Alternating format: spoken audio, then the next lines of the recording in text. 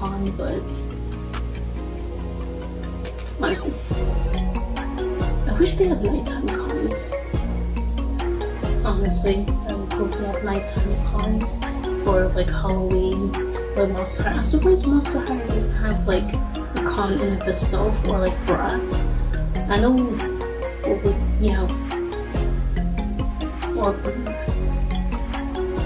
Winx Club has a booth. I'm not sure Bratz Press doesn't have it, which I think because since all of those brands are like very big, they can honestly just like make a con. Honestly, I need someone to make a fan con for Monster High, Bratz, and Winx Club and all the other girl media.